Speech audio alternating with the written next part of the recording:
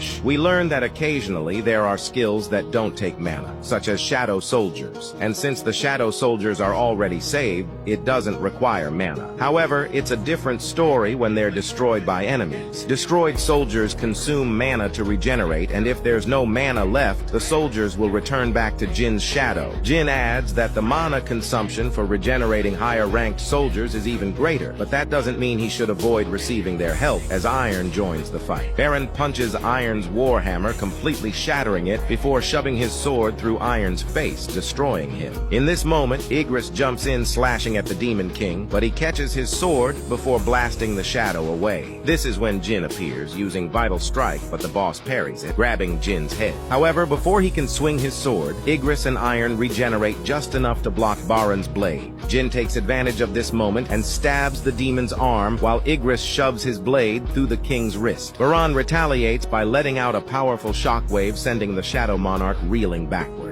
In this moment, the Demon King summons 2 daggers, and Jin braces himself for the next onslaught. They dash at each other, clashing blades and trading strikes. The demon charges up an attack and fires. Jin parries, but loses both of his daggers in the process. In this moment, the dungeon boss stabs at Jin Woo, but he catches the demon's hands. This is when Baron charges up another attack, as Jin questions if his mana has a limit. Suddenly, he's hit in the head with a knife, and the dungeon boss looks to Essel.